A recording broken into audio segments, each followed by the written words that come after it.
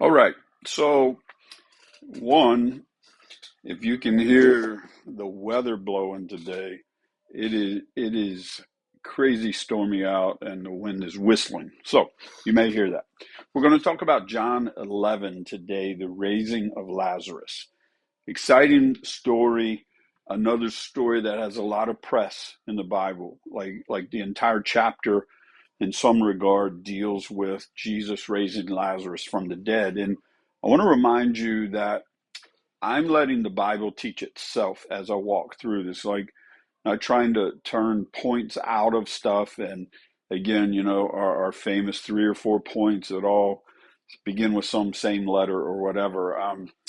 And to remind you also that John tells us at the end of his book that he wrote the book of John, so the stories, the signs that are in the book would lead you to believe in Jesus Christ.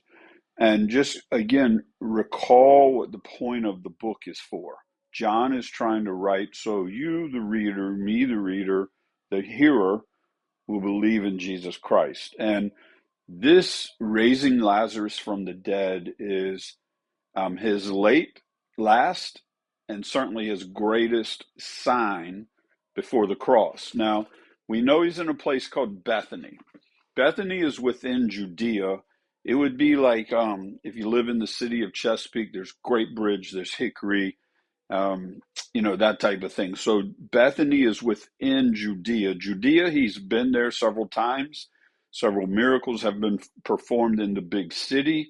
But we're now knowing and starting with this story of a place called Bethany, and very private, kind of more um, hidden miracle sign he performs. He's at the home of Jesus' his friends, Mary, Martha, and Lazarus. It's a place of faith, a place of love, a place of comfort for him.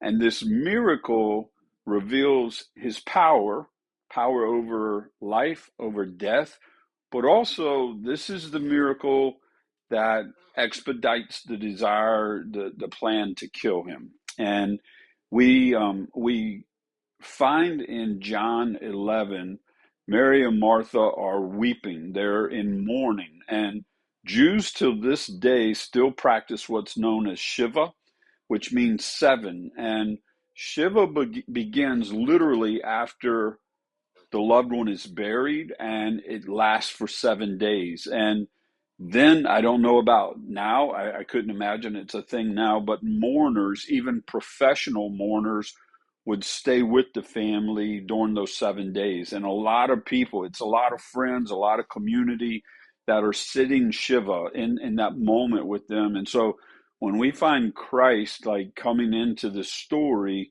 they're in day 4 of Shiva. They are mourning, and imagine like it's very emotional. It's very a lot of weeping, a lot of wailing. Like whether they or not, there are people there that are doing that. So it's a very heavy time. And when we get to this story, this may be my favorite part of the day of this passage. Jesus hears that Lazarus is sick, and then he waits 2 days, and we deal with this word love in this story, but it's the word agape. Like most times in the Bible, New Testament, the agape love, the unconditional, unearned, unmeasured love. And this is the mind blow, in my opinion, verse 5 and 6. It says literally that because of his unconditional love, he waits 2 more days. You have to go read it. There's a connecting word that, let me read verse 5. It says that he loved them. And then verse 6 has this word, so, in the original. And it says, verse 5, he loved them. He loved Mary, Martha, cared about Lazarus, loves him. So, when he heard that Lazarus was sick, he stayed or waited 2 more days. In other words, let me see my note here. The word so ties them together. Because he loved them, he waited. Mind blow. Because he loved them, he waited. and this is his timing of the sign, the the timing of revealing more who he is, not the urgency of they want me there now. And I know a lot of times when we are praying, seeking God, and things like talking to people, like, what do you think? We come from a place of urgency. We come from a place of God is late. Like, you got to do something. You've got to do it now. Like, we can connect with the Mary and Martha of the story. Like, man, something has to happen, because in our mind there are timelines, and if it gets past this, it's hopeless and irretrievable and all of that. And Jesus, because he loves them, he waits. And we find out later, because he knows he's going to die on a cross, we know what's coming. Through virtue of waiting, his love for them, he's teaching them a much bigger lesson of what was going to come into their life. And so this faith lesson is that delay is development, not denial. Like, we mature through delay. We can, like, learn about ourselves, about God, in the waiting, in the patience. Like the Bible where it says they who wait upon the Lord, that word wait means to lean forward with anticipation, not wait like kind of a prisoner to having to wait. I have to wait. It's not that. It's like, I'm waiting, but God's about to do something crazy. And so the waiting by Jesus here is because of his love. If you don't hear anything else, man, go read that and let that sink in for a moment. And so when he returns to Bethany, which is in Judea, when he says we've got to go there, I love Thomas. What have we nicknamed him? Doubting Thomas, right? And so Thomas just kind of says, let's go. Like, we're going to die with him too. Like Thomas is not thinking, man, this is going to be an amazing resurrection. He's like, this is a trouble place for Jesus. We're going to go die. Let's all go die. And for whatever reason, I always think of the movie Alien, the original, where there's a scene in there where the guy's like, we're going to die. We're all going to die. And every time I think of that, that's what I think of. And so, but Christ is not going to the temple to confront. He's going to a home. He's not going in this public challenge. He's going to this private mourning, like very close knit family situation where love takes him to a place that, yes, it's dangerous, but he's going to do something incredible. And then when he shows up, we know that Lazarus has been dead 4 days. This is the piece. The Jews believe that the soul of an individual would linger, would hold on for 3 days. And by the fourth day, hope, everything, soul, spirit is gone. And now it's decay and hopelessness and all of that. And so Christ was intentionally, like, breaking past, like, what you have deemed impossible is now going to become an undeniable miracle. If he had come early, like, there could have been other, like, Gnostic things that played in, but by him waiting past their personal ability to hold on to hope, what he does is he stretches them to believe something bigger than they ever could have believed in their own. And Martha, of course, she's the one that, of course, if you had been here, and Mary, if they, and all of this, and Jesus, she does believe in the resurrection, Martha, right? But she's talking about the future. It's not in her mind that this is about to go down. I'm about to see my brother again. And Jesus just simply says, I am the resurrection. I am the life. Not a doctrine. He says, I am. I am resurrection. I am life. And this is in the book of John. There's 7 I am statements that Christ makes. This is the 5th one. We've studied them. I am the bread of life. I am the light of the world. I am the door. I am the good shepherd. I am the resurrection and life. And this sign, again, remember, is meant to point to who he is, not just what he does. Because if we're not careful, we stay in this really what he does for us relationship versus who he is relationship. And we need to know more about him than having this Santa Claus prayer list of what he does for us or could do for us. And so this would be another relational aspect of Christ stepping in. And then when we run into John 10, verse, is it 35, right? 11:35. Anyway, I'm confusing myself. We know it's verse 35. It's the shortest verse in the Bible. Jesus wept. And I want to talk about that for a second. Like, why did he weep?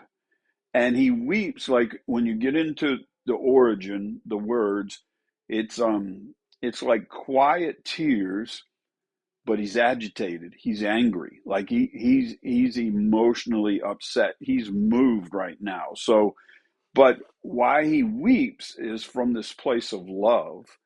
He's upset at death, what it's doing and done. But also, don't miss this, he's weeping over their unbelief. They don't know that he can do what he's about to do. And that's part of what his weeping is about, is he can do anything, and yet they are just, brother's gone 4 days. And he didn't weep because Lazarus was dead. He wept because they thought the story was over. Hear it again. He didn't weep because Lazarus was dead. He wept because they thought the story was over. And I just wonder how often, like in our walk of faith, we wrongly conclude the story's over. It's 4 days. And yet Christ could do whatever he wants at any given time. And I get it. I mean, there's a line you cross eventually. I know that. But I think sometimes because we've put our own metrics, our own KPIs, our own, I need a sign, move the bug on the windshield type thing. And when they were begging for him to come out of his love, he said, I'm waiting. I want to show him something far greater. And I wonder if we, or how many times we have gotten to a couple days, and because he hadn't shown up yet, we conclude wrong stories. And if we just hold on from time to time, he may still be on the way out of love, to not respond to our urgency, but to teach us something about him far greater than anything we could have learned any other way. And so he then tells them, there's 3 commands in this with Lazarus. Take me to the tomb, right? And then he goes, remove the stone, right? Take away the stone. The stone was a big rock in front of a cave, essentially, the tomb. And so he removed the stone. Secondly, he says, Lazarus, come out. And I've heard many pastors say, if he didn't say the name Lazarus, all of them would have come out. I don't know that that's true. I don't know. I just think that's a fun thought. Like it would have been crazy, like Zombie Land, all these people coming back to life. But he specifically, Lazarus, come out.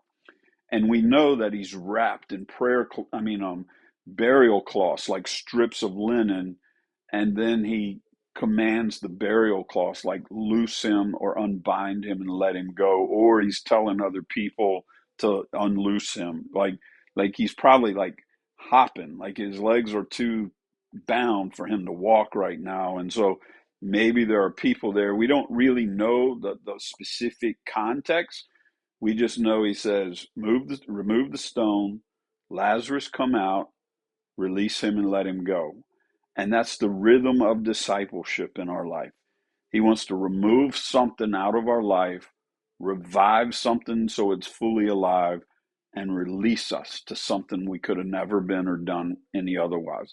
And it's over and over and over. Remove, revive, release. There's your 3 R's for the day. And then the fallout, they start plotting how to kill him. But here's some humor. I love this. It says that they start plotting how to kill Jesus and Lazarus. I don't know. I would have loved to just know. I wish they recorded a couple of those board meetings. Like, okay, Lazarus died. He's back.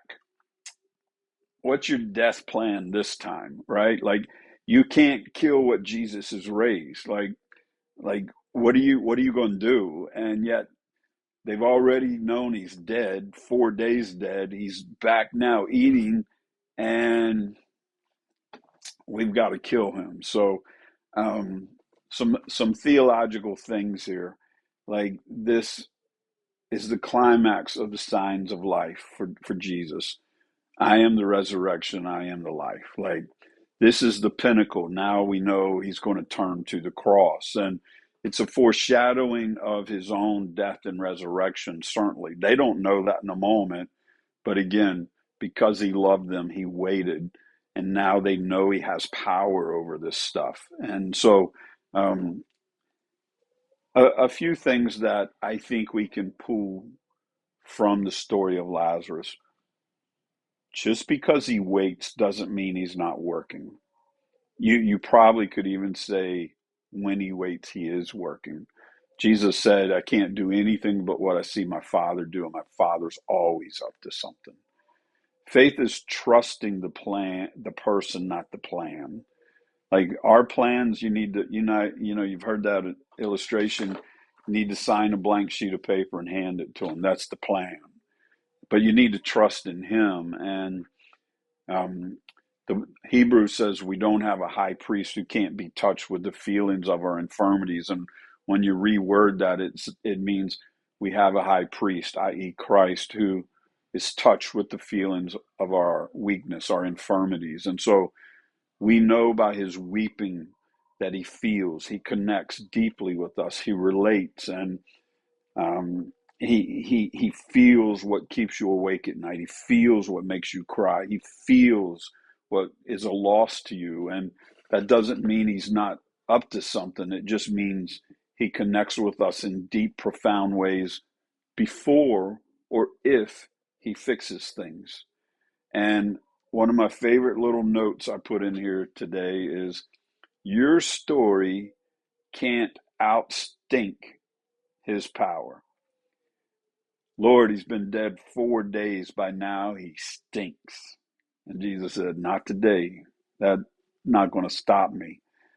And you may have a stinky story, a bad past, a stinky area of your life, and you just think, man, it's